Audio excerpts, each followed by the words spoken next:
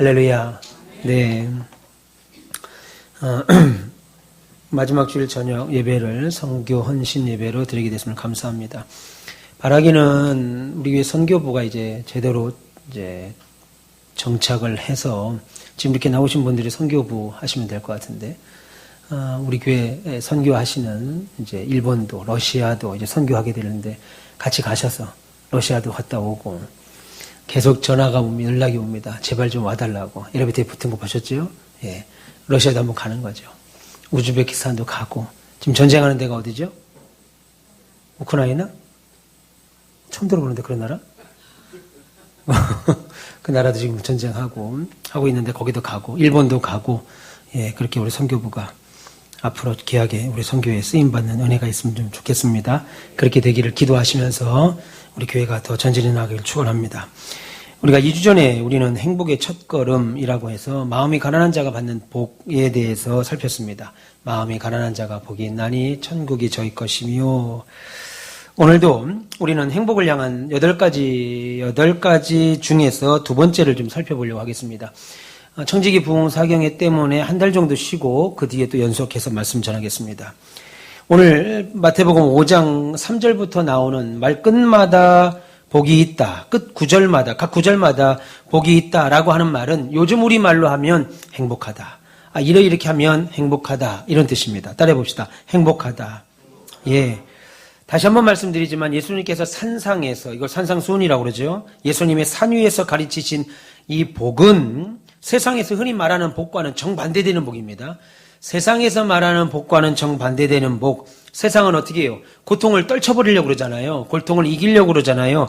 고통이 없게 하려고 합니다. 그래서 소위 경기가 어려울 때 소주가 많이 팔리고 담배가 많이 팔리고 소위 유흥업계가 막 번창을 한다고 하죠. 왜 그러겠어요? 노래 부르고 마시고 춤추는 것으로 고통을 잊어버리려고 하는 거지요. 힘들게 사는 사람들에게 하루 피곤이 술이, 담배가, 또 뭡니까? 노래방이, 춤이 있게 한다 이겁니다. 텔레비전에서는 개그나 예능 프로가 넘쳐납니다. 트로트를 불러대고, 이제는 우리나라 사람들 가지고 안 되니까 일본 사람들까지 다 불러들여서 트로트를 막 불러댑니다. 그런데 여러분, 텔레비전 앞에서 개그 프로를 보고 노래 프로를 보고 한바탕 웃어 제낀다고 해서 우리의 삶이 더 풍요로워지거나 행복해지지 않죠. 일시적인 웃음을 가질 수 있습니다. 와, 깔깔대고 웃기도 하고 좋아할 수도 있습니다. 그럼에도 불구하고 결국은 텔레비전 앞에서 여러분들의 소중한 시간, 다시는 돌아올 수 없는 소중한 시간만 축내고 있는 거예요. 죽일 뿐입니다. 그렇게 세상이 멀리하고 싫어하고 세상이 같이 있고 싶지 않아 하는 것이 한숨, 애통, 통곡이라는 겁니다. 그런데 오늘 본문은 너무나도 놀랍게도 4절에 뭐라고 그래요? 애통하는 자가 복이 있다 이럽니다. 세상은 애통하는 것이 복이 없다고 생각해서 그것을 잊어버리게 하려고 유흥산업이 발달하고 개그와 예능과 트로트, 노래, 춤, 가무가 막 넘쳐나는데 성경은 우리에게 뭐라냐면 애통하는 자가 복이 있다. 2024년 마지막 주일 저녁에 우리가 나누는 이 말씀입니다. 따라해 봅시다. 애통하는 자가 복이 있다. 예, 애통하는 자가 복이 있다. 그러면 생각해 보세요. 성경이 말하는 애통은 우리가 일반적으로 생각하는 애통과 개념이 다릅니다. 애통하는 자가 복이 있다라고 말할 때 이 애통은 일반적으로 우리가 생각하는 것과 달라요. 여러분, 사람들은 언제 애통해요? 통해합니까? 언제 펑펑 울어요? 언제 막 가슴을 치고 땅을 치고 애통합니까? 사랑하는 사람을 잃을 때잖아요. 장례식장 가보면 막 그냥 부모가 돌아가시면 자식들이 막 땅을 치고 옵니다. 남편이 죽었어요. 아내가 죽었어요. 심지어 자식이 죽었습니다. 제가 우리 사촌, 우리 외삼촌이 돌아가셨을 때 장례식 하는데 아들이 죽었어요. 아직 학생인 것 같아요. 난립니다. 어머니가 막 방방 굴러요. 감당할 수가 없는 슬픔이죠. 애통한다. 사랑하는 사람을 잃어버렸을 때, 그리고 큰 병에 걸렸을 때 병원에 갔더니만 속이 좀 답답해서 병원 갔더니 6개월밖에 못 삽니다. 그러면 실실거리고 나올 사람 없을 겁니다. 나 정말 잘 됐다. 6개월이면 죽는구나. 이런 즐거워할 사람 없죠. 청청병력 같은 소리. 애통합니다. 사업이 망했습니다. 내일 결제를 다 해야 되는데 못해서 결국 사업이 날아갑니다. 모든 소유 날아갑니다. 그때 통곡하죠. 무슨 말이에요? 내가 원하는 대로 안 된다 이겁니다. 내 뜻대로 뭔가 이루어지지 않을 때 우리는 통곡하고 애통하지요. 성경이 지금 그럴 때에 복이 있다라고 말하는 것이 아니에요. 여러분들이 잘 안 됩니다. 불통합니다. 망합니다. 죽어갑니다. 병듭니다. 잘 됐다. 아이고, 애통하는 거 참 잘했다. 이 말을 하는 것이 아니라 이겁니다. 여러분, 성경의 가르침은 그렇게 비상식적이지 않아요. 여러분들 주변에 비상식적일 가린 것을 가리킨다 그러면 그게 성경의 말씀이라고 가리킨다면 그건 잘못된 겁니다. 성경은 그렇게 비상식적인 것들을 말하고 있지 않아요. 그러면 오늘 애통하는 자는 복이 있다라고 하는 말의 의미가 뭐냐는 거예요. 여러분, 이 말뜻을 잘 이해하기 위해서 우리가 2주 전에 말씀드린 것을 잘 기억하셔야 됩니다. 여러분, 2주 전에 첫 주에 말씀드린 것이 뭐였어요? 와우. 뭐라고요, 권사님? 그렇죠. 심령이 가난한 자, 우리말로 말하면 마음이 가난한 자, 마음이 파산된 자가 복이 있다. 천국이 그의 것입니다. 그 말 다음에 나온 말이 애통하는 자라는 거예요. 이 내용이 굉장히 중요합니다. 첫 것이 마음이 가난한 자가 복이 있다 라고 말하고 뒤따라서 두 번째 나오는 말이 그래서 애통하는 자는 복이 있다 라고 하는 말이 마음이 가난한 자가 복이 있다라고 하는 선언 다음에 왔다는 사실이 중요해요. 여러분, 예수님은 산 위에서 가르친 8가지 복 모두 영적인 의미라고 말씀드렸습니다. 영적인 의미. 오늘 애통하는 자도 마찬가지입니다. 여기서 애통한다는 것은 우리가 흔히 생각하는 돈이 없어서 애통하는 자가 아닙니다. 건강이 나빠져서 애통하고 우는 자가 아니에요. 물론 사람은 경제적인 어려움에서 아니면 신체적인 건강 때문에 울 수 있지요. 그런데 놀라운 것은 예수님이 지금 산 위에서 제자들에게 하신 8가지 성경의 복은 이러한 것들은 다 복이 있다라고 말하는 것은 부정적인 것에서부터 출발한다는 겁니다. 그래서 오늘 본문은 우리가 참으로 행복해지기 위하여, 여러분들이 정말로 행복해지기 위하여는 돈이 많고 건강하고 울지 않는 것이 아니라 애통하는 자가 먼저 되어야 된다. 그 이야기를 지금 하고 있습니다. 여기까지는 이해하실 거라고 믿고, 그러면 왜 그러냐 이겁니다. 여러분, 성경은 애통하는 자가 복이 있다라고 말합니다. 그런데 반대로 웃는 자가 복이 있다라고 말한 구절이 한 구절도 없습니다. 오히려 웃는 자, 지금 웃고 있는 자들에게는 엄숙히 하나님이 경고하세요. 누가복음 6장 25절에 화 있을지언정 지금 웃는 너희여 너희가 애통하고 울 것이다. 그렇게 말합니다. 예수님은 세상적인 행복, 세상이 너무 좋아서 세상이 주는 행복에 막 좋아서 늘 기뻐하고 있고 행복해하고 있고 돈이 주는 즐거움, 친구가 주는 즐거움, 건강이 주는 즐거움, 자녀와 모든 것이 주는 그런 즐거움, 행복 앞에 성경은 뭐라고 말하냐면 주님은 화 있을진저 그렇게 말합니다. 그런데 우는 자, 애통하는 자, 그런 자들에게는 복이 있고 평강이 있다. 성경이 그렇게 말합니다. 여러분, 그래서 예수님의 성경에서 나타난 예수님의 삶을 보시면 아무데도 예수께서 깔깔대고 웃었다라고 하는 표현이 없습니다. 제가 예전에 주일학교 연합회 강사 초빙을 받아가지고 몇 번 거절했는데 꼭 와주셔야 된다고 그래서 제가 전국 주일학교 연합회에서 강사를 했는데 창원에 있는 큰 교회에서 하게 됐습니다. 그래서 내려갔습니다. 창원에 내려가서 하는데 그 교회에 딱 들어가는데 어마어마하게 큰 현수막에 예수님이 오른쪽을 보시면서 깔깔대가 웃고 있는 이런 사진이 있어요. 그 현수막이 칵 걸렸습니다. 보기는 좋더라고. 예수님이 날 보고 웃는 것 같아요. 어마어마하게 큰 현수막에 예수님이 깔깔대고 있는 그런 웃고 계시는 현수막. 제가 배우가 아니어서 배우였으면 좀 더 리얼하게 웃었을 텐데 어색해서 할 수 없어요. 그런데 그 모습이 예수님의 모습이냐는 거죠. 성경을 보시면 예수님의 삶을 보면 한 구절도 예수님은 웃었다라는 구절이 나오지 않습니다. 오히려 화를 내시죠. 밥 먹다가 푸는 거 말고 화를 내고 상을 뒤엎는다 이겁니다. 화를 내셔요. 우리말에 아주 그걸 온화하게 풀어서 너희들이 우리의 교회를 강도의 구렬로 만드는구나. 예수님 이렇게 말하지 않고 어떻게 하겠어요? 이걸 뒤집을 정도면 육두문자가 막 나오는 막 그런 말이었어요. 화를 내시고 목마르고 굶주렸다는 기록은 계속 나오는데 예수님의 살면서 한 번이라도 깔깔깔대고 웃고 즐거워하셨다라는 구절은 한 구절도 나오지 않습니다. 왜요?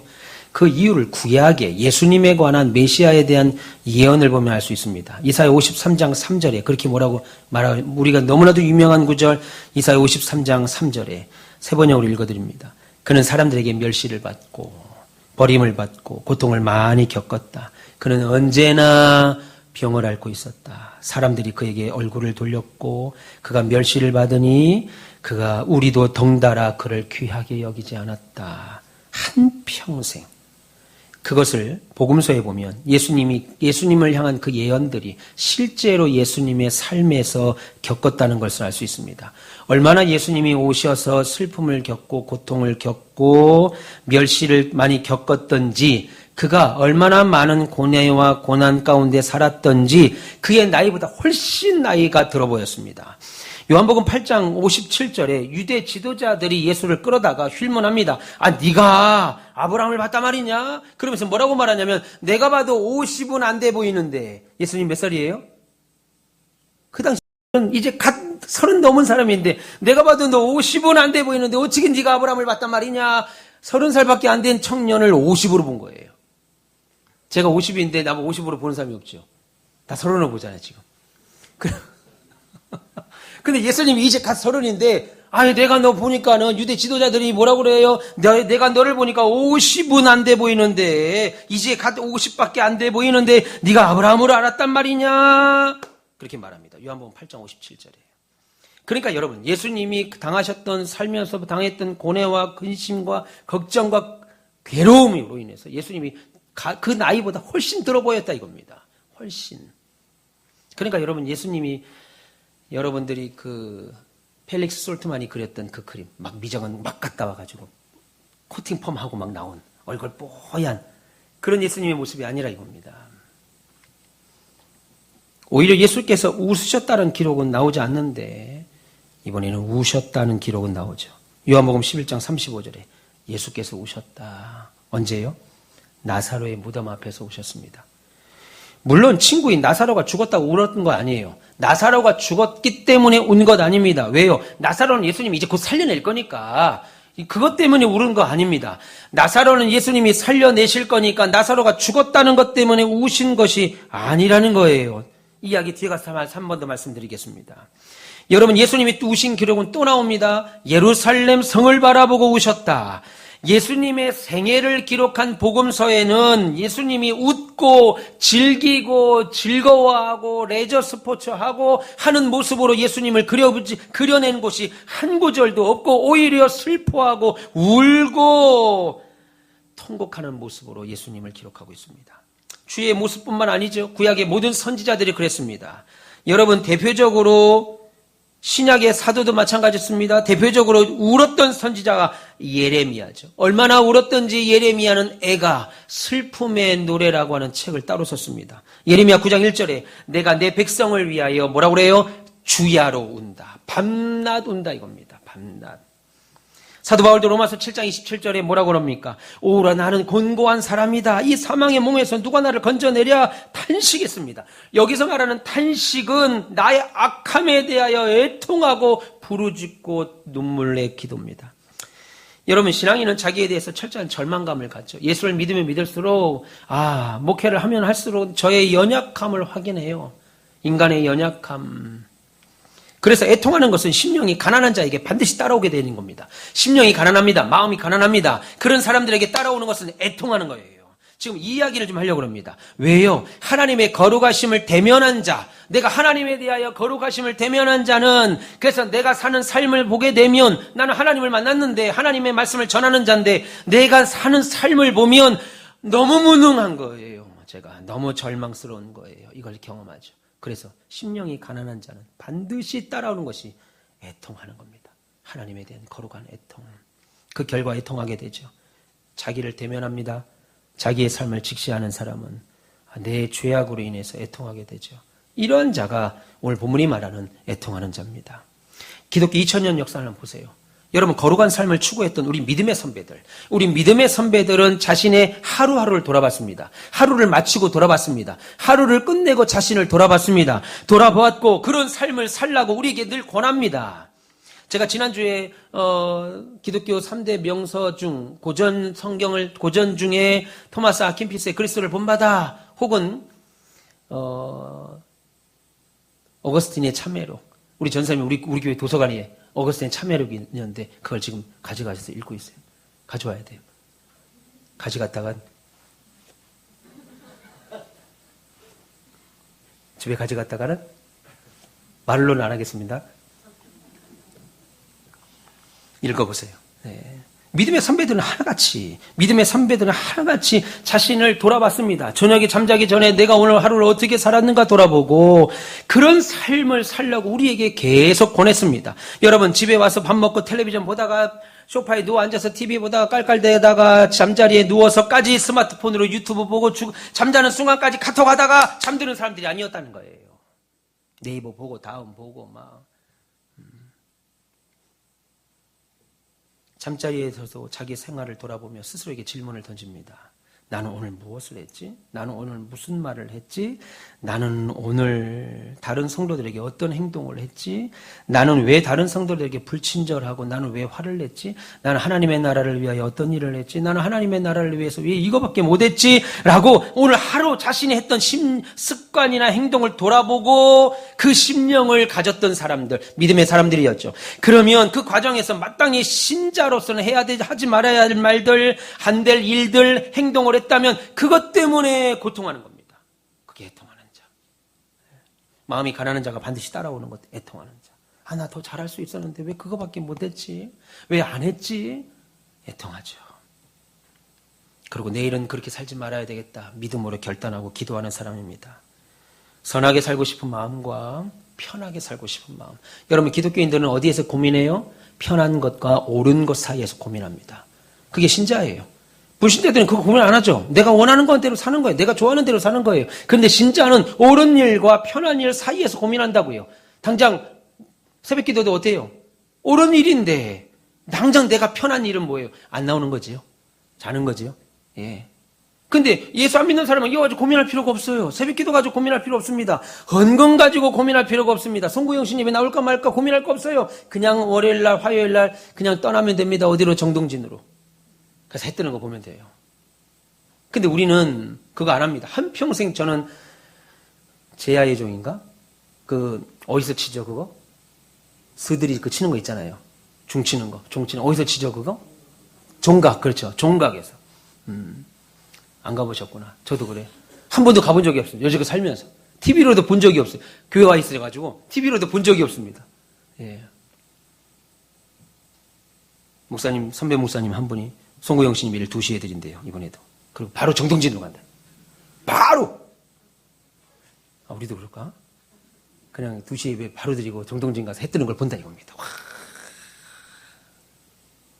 아, 내가 했는데 뭐 얼굴이 번쩍번쩍한 내가 했는데.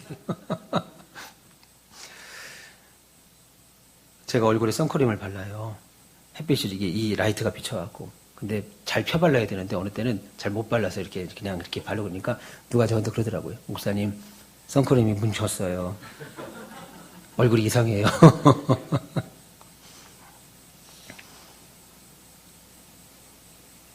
동시에 참된 성도는 내 죄 때문이 아니라 다른 사람의 죄 때문에도 애통합니다. 자신의 죄뿐 아닙니다. 더 나아가서 세상에 만연한 죄들 있잖아요. 슬퍼합니다. 애통합니다. 여러분 이게 신자예요.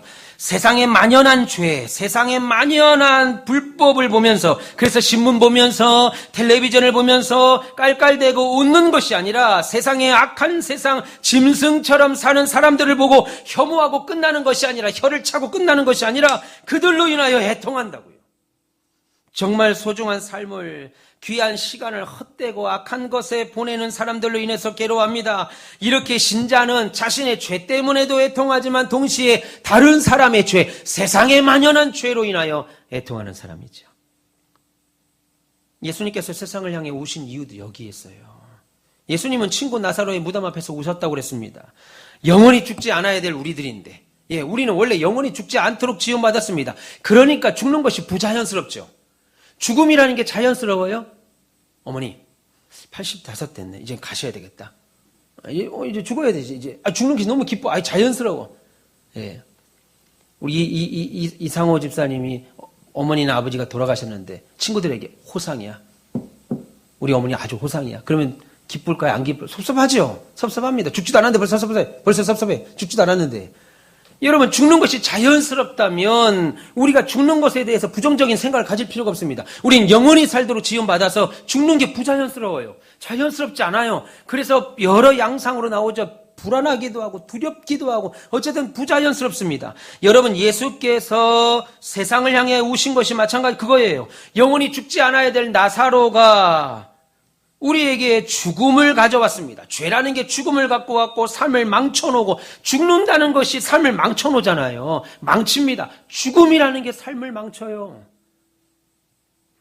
우리를 불행하게 만드는 죄의 본질이, 그 죄의 싹시 사망이라 이겁니다. 원래는 죽지 않도록 지원받았는데, 그래서 그 죄의 결과를 보시며 나사로가 지금 죽어 있는 걸 보시고 예수가 우셨다 이겁니다. 나사로가 죽은 것 때문에 당신이 우는 것 아니에요. 살릴 거잖아요. 조금 뒤면 살릴 거니까 그것 때문에 우는 것이 아니라 원래는 죽지 않고 이런 고통 가운데 없었어야 될 인생인데 죄의 싹스로 오는 고통이, 그걸 보고 결과를 보며 우셨습니다. 예루살렘을 바라보면서 우실 때도 마찬가지였습니다. 구원자이신 예수님을 배척합니다. 나는 메시아로 왔는데 그 구원자이신 예수님을 배척하고 심판 아래 빠져서 결국 40년 뒤에 로마의 티투스 장군, 로마의 디도 장군을 통해서 그 자신들이, 이스라엘 백성들이 유린을 당하고, 얼마나 유린을 당했던지 역사에 보면 뭐라고 그래요? 자식들을 순번을 정해서 오늘은 네 자식 삶아먹고 오늘은 내 자식 삶아먹고 견뎠다 이겁니다. 여러분, 예수님을 배척한 결과, 그걸 이미 예수께서 보셨죠. 보시고 우셨다. 그럼 여러분, 우리는 왜 애통해야 돼요? 주님의 발자취를 따라가는 신자들은, 저와 여러분들은 죄가 세상에 들어가서 이같이 참혹한 결과를 가져온 것으로 인해서 애통하셔야 돼요. 죄를 향한 하나님의 철저한 혐오, 증오, 하나님의 고통으로 인해서 애통합니다. 여러분, 세상에서 교회가 불을 밝히고 십자가를 밝히고 나오세요, 예배합시다, 찬양합시다 해도 하나님을 거부하는 이 세상을 향하여서 애통하셔야 돼요. 애통합니다. 여러분, 이것이 바로 산 위에서 선포하신 애통한다는 말의 영적인 의미죠. 그런데 이것은 세상의 정신과 반대죠. 세상은 지금 웃습니다. 세상을 보세요. 바깥 세상을 보세요. 스스로 행복해지려고 얼마나 노력을 합니까? 먹고 마시고 즐기자. 개그 프로 하나 하는데 저녁에 그 개그맨이 그 얘기를 하더라고요. 저녁 7시에 녹화하는데 새벽부터 와 있는 사람들 감사하다고 막 그러는 거예요. 와, 송구영 씨 예배를 드리는데 새벽부터 나와서 앉아 있는 거예요. 김수진 목사님. 여보, 여기 좋은 자리에 앉으십시다. 몇 시에 가는데, 송구영 씨는 11시인데 우리는 아침 7시에 가서 앉으십시다. 그 말입니다. 지금 그 말이에요. 세상 개그 프로에 7시에 개그 프로 녹화를 하는데 새벽 4시부터 와서 앉아 있는다 이겁니다. 개그 리그인가 거기 보니까. 그러면서 고맙다고 그러더라고요. 그 개그맨이. 교회를 그렇게 와야 되는데, 하나님 앞에 그렇게 나와야 되는데. 여러분, 스스로 행복해지려는 노력을 하죠. 내가 오늘 이 개그 프로 녹화 현장에 가면 우리 애인과 가든 아버지와 가든 어머니와 가든 형제와 가든 가면 내가 즐거워할 것이다. 먹고 마시는 2차를 가면 3차를 가면 즐거워할 것이다. 그래서 애통하는 자가 복이 있다라고 하는 오늘 주님의 말씀, 성경의 말씀이 귀에 안 들어와요. 무슨 애통하는 자가 복이 있냐. 왜 그렇게 지질이 공상맞게 사냐. 그래서 애통하는 것과 정반대의 주장을 하죠. 여러분, 이처럼 세상의 태도와 기독교인의 자세는 완전히 다르다고요. 그러니까 여러분, 신자가 하나님의 말씀, 하나님의 마음을 품고 세상을 살아갈 때 세상 친구가 많겠어요? 적겠어요? 적어지죠. 적어집니다. 자연스럽게 끊어집니다. 그러면 오늘 주님은 애통하는 자들을 향해서 이렇게 말합니다. 애통하는 자가 복이 있다. 애통한다는 것이 뭔지 알았습니다. 그런데 성경은 애통하는 자가 복이 있다 그렇게 말합니다. 여러분, 어떤 의미에서 그들은 행복한 거예요? 복이 있는 거예요? 무엇보다도 죄로 인하여 슬퍼하는, 내 죄로 인하여 슬퍼하고 세상에 만연한 죄로 인하여 슬퍼하고 하나님을 떠난 영혼들을 바라보며 슬퍼하는 그 애통하는 자에게 복이 있다는 이유는 뭐예요? 하나님의 즉각적인 위로가 있다 이겁니다. 절반 천국 가시는 것 같은데, 저기 날로 좀 꺼야 될 것 같은데, 고개를 끄덕거리면서도 막 어찌할 바를 몰라요? 주님이 지금 바로 진짜 데려가시면 어떡하시려고 그래? 우리 김경희 권사님은 혼자 그렇게 주님 안 만드시고 크게 웃는 거 봐. 피곤하시죠? 피곤합니다. 목사가 그냥 전혀 예배를 만들어가지고 남들 다 오후 예배하는데. 하나님의 적극적인 위로. 애통하는 자에게 복은 하나님의 즉각적인 위로가 있다 이겁니다. 위로. 네. 또 회개하려고 하는 사람들이죠. 아니 이미 회개하고 있는 사람이에요. 그런 자기의 철저한 죄됨, 내가 연약하다 이겁니다. 내가 부족하다는 거예요. 그래서 누구를 찾게 돼요? 주님을 찾게 되죠. 주님 도우십시오. 나를 도와주십시오. 애통의 의미를 알기 전에는 예수를 구세주로 구원자로 찾기가 어렵습니다. 그냥 머리로만 주님은 메시아구나, 구원주구나. 근데 내가 심령의 진짜 애통함을 찾아올 때 그가 구원자이심을 알죠. 그러므로 신앙생활은 애통과 기쁨이, 그 다음에 슬픔과 행복이 막 교차하는 겁니다. 막 교차해요. 애통이 즉각적인 위로의 원천이 되는 거예요. 내가 하나님 앞에 심령이 애통하면 하나님이 즉각적인 위로가 찾아와서 막 기쁘다고요. 그런데 신앙인에게 주는 것은 즉각적인 위로만이 다가 아닙니다. 바울 사도는 로마서 8장에서 상세히 설명하는데 우리에게 소망이 기다린다는 거예요. 애통하는 자에게 주는 것은 하나님의 즉각적인 소망, 즉각적인 위로도 있지만 우리에게 참된 소망이 기다리고 있다. 그렇게 말합니다. 신앙인은 자신을 보고 세상을 바라볼 때 불행하죠. 마음 곳곳에서 신음소리가 막 나옵니다. 전도를 안 받으려고 하는 사람들에게 그가 어떻게 될 것인가 하니까 마음이 애통해져요. 신음소리가 막 나온다고요. 예수께서 느끼신 죄의 짐을 막 느낀다고요. 그때 성령께서 우리에게 주시는 위로를 받습니다. 그리고 그리스도께 돌아오시는 영광의 날을 기다리죠. 소망이 온다고요. 그런데 이런 사실이 믿겨지지 않는 자에게는 무슨 희망이 있겠어요? 세상 바라보고 신문 읽고 뉴스 들어보세요. 세상 신문에 무슨 위로가 있겠어요? 눈 뜨면서부터 잠자리 들기 전까지 뉴스를 듣는데 거기 무슨 위로가 있냐고요. 비행기 추락한 거 보셨어요? 난 몰랐어요. 근데 비행기에 추락해서 다 죽었다고 하는 것 같은데 2명 아까 살아났다고 그랬나요? 우리나라 대학 진학률이 90%가 넘습니다. 다 갑니다. 대학. 너무 많이 가니까 직업 구할 수가 없어요. 미국이 대학 진학률이 20%대였을 때는 23%대, 26%대였을 때는 대학을 졸업하면 직장을 많이 갔습니다. 근데 지금 미국 대학 졸업률이 46%, 입학률이 46% 육박하니까 미국의 실업률이 높아가는 거예요. 우리나라는 90%가 넘습니다. 그러니까 여러분 예전에 60년대만 해도 60년대, 70년대 대학 나오면 그냥 회사 다 들어갔습니다. 골라 들어갔어요. 근데 지금은 웬만한 좋은 대학 나와도 웬만한 회사 들어가기가 어려운 시대가 됐습니다. 대통령이 남자가 되든 여자가 되든 소망 없다는 거 그냥 보이시죠? 네. 여의도 우리가 가도 그만큼을 하겠어. 네. 맨날 싸움질을 하고 지금 아이고야 지금 세상에 저와 여러분들을 향한 위로는 하나도 없습니다. 저와 여러분들을 향한 위로는 없습니다. 그런데 죄와 세상의 비참한 모습 때문에 애통하는 자는 그런 신자들에게는 기독교인들에게는 위로가 있습니다. 어떤 위로요? 장차 오실 주의 영광의 위로, 참된 소망의 위로. 그래서 이 땅에서는 비록 신음하죠. 내가 신자로서 믿음 생활을 하는데 세상을 보고 내 죄를 볼 때마다 신음하지만 어때요? 동시에 우리 앞에 오실 예수를 바라보면서 기대하고 행복합니다. 거기에는 슬픔이 없죠. 탄식이 없죠. 이 땅에 살면서 사는 왜 내가 이렇게 예수 믿었지? 나 그때 열심히 좀 더 할걸 하는 그런 거 없습니다. 그곳에는 탄식이 없고 눈물도 없어요. 주님은 우리의 눈에서 눈물을 씻어줄 거라고 말합니다. 여러분 이런 소망이 신자에게 없다면 진정한 신앙이라고 볼 수 없어요. 천국을 바라보죠. 애통하는 자에게 소망한다고요. 천국을 소망합니다. 이 죄를 용서받은 기쁨, 하나님과 화해한 기쁨, 이것이 우리에게 주시는 놀라운 복인 줄 믿습니다. 더 나아가서 말로 다할 수 없는 완벽한 기쁨, 주님이 다시 오신다는 거예요. 주님이 다시 오신다. 사랑하는 우리 가운데서 별님 여러분, 우리는 어떻게 주님이 주시는 위로를 받을 수 있어요? 하나님이 나와 함께 하심을 깨달으셔야 됩니다. 하나님이 나와 함께 한다.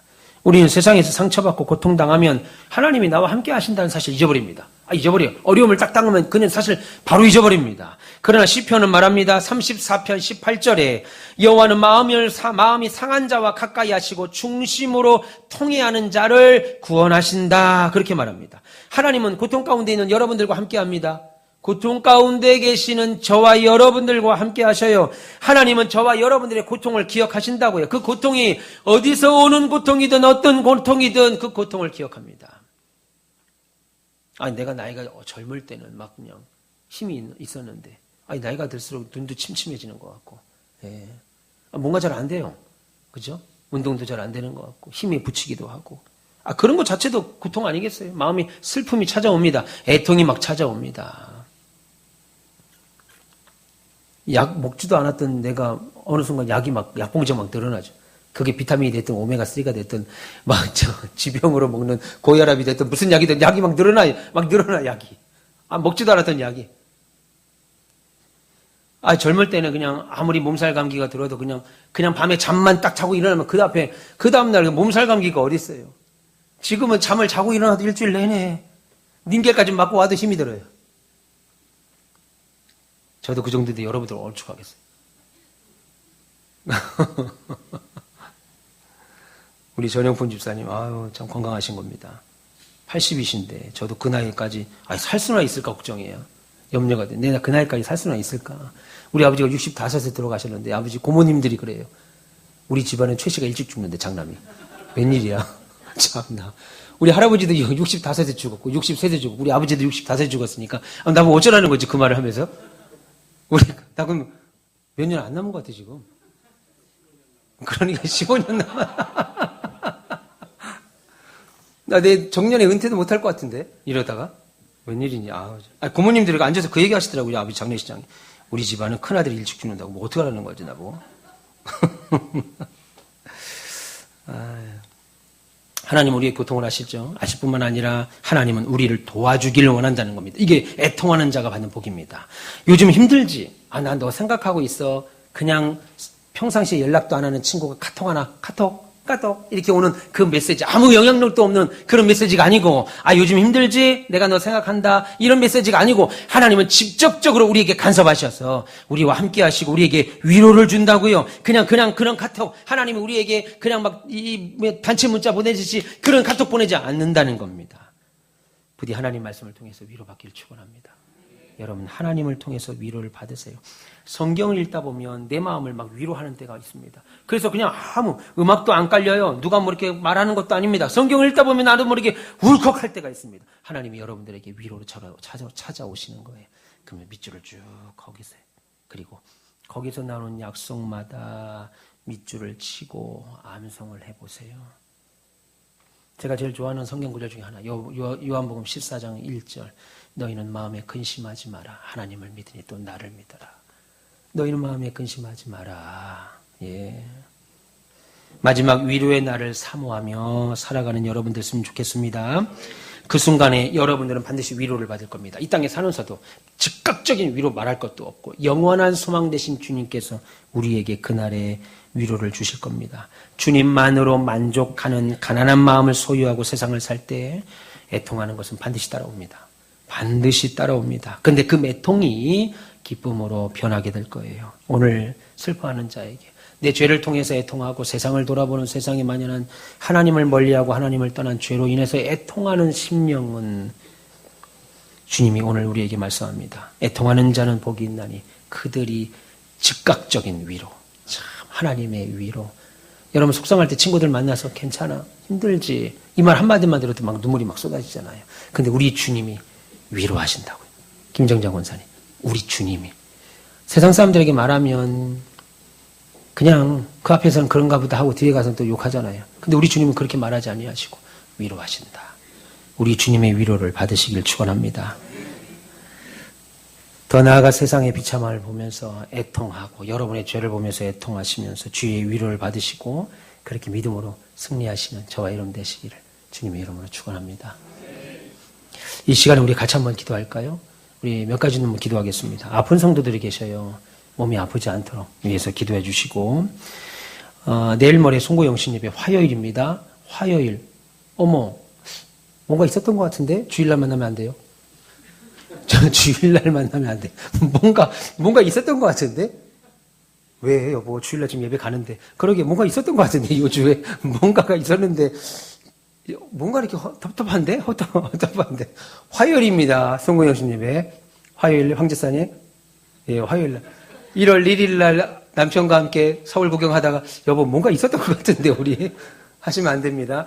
화요일 날 저녁 11시에 송구영신 예배 10시 반부터 찬양합니다. 다 데리고 나오셔서 우리 기관장들, 사랑방장들 연락하셔서 함께 예배합시다. 그렇게 예배하시면 좋겠고 내년에는 선교의 열매가 더 많이 우리 교회 가운데 풍성했으면 좋겠습니다. 엘리베이터에 우리 김진호 선교사가 우리 4월 달에 왔지요? 왔던 선교사가 또 이렇게 보내왔습니다. 계속해서 기도해 주시고 특별히 내일 우리 최창석 집사님 아들 진혁이가 군대 갑니다. 해병대로. 어디 간다고 그랬죠? 예, 포항으로. 예, 포항으로 해병 갑니다. 저도 해병대를 가려고 그랬어요. 해병대. 딱 스타일이 해병이잖아. 그래서 해병대를 가려고 해병을 가려고 지원을 했습니다. 그랬더니 그 감독 심사관이 그분이 해병대를 가야 될 이유가 꼭 있냐고 그러더라고요. 생각해보니까 딱히 없어요. 뭐 부모가 해병을 나온 것도 아니고 꼭 가야 될 거 없습니다. 그랬더니 그냥 그 일반병 가라고 그러더라고요. 굳이 그렇게 가서 고생할 필요 없다고. 일반병 가라고. 그래서 저 일반병 간 겁니다. 원래는 해병대인데. 머리 쫙 깎고. 해병! 그런 해병인데. 악이 아니고. 중성, 이런 해병군이 일반병으로 갔어요. 우리 내일 갑니다. 가서 또 우리 집사님 또 아들 군대 들어가면 또 울 텐데. 울 거예요. 네. 우리 최 집사님도 우실 거고. 저는 몰랐는데 제가 군대 갈 때 우리 아버지가 강한 분입니다. 예. 근데 우리 아버지가 화장실 가서 울고 오셨다고 하더라고요. 그럼 그 앞에서 좀 울지. 우리 어머니가 하신 말씀이 그겁니다. 저 군대 간다고 하니까 예, 우셨다고 하더라고요. 그때가 행복한 거예요. 서로 간에. 예. 아들이 편지 올 때 행복하고 입었던 옷 올 때 행복하고 제대하면 원상복귀 하겠지만 그래도 그때 행복한 겁니다. 네. 우리 같이 한번 기도하겠습니다. 아픈 성도들 위해서 기도해 주시고 우리 군에 가는 우리 진혁이 그렇죠. 친구야? 우리 최진혁 그 다음에 2025년 송구영신 예배를 위해서 기도해 주시고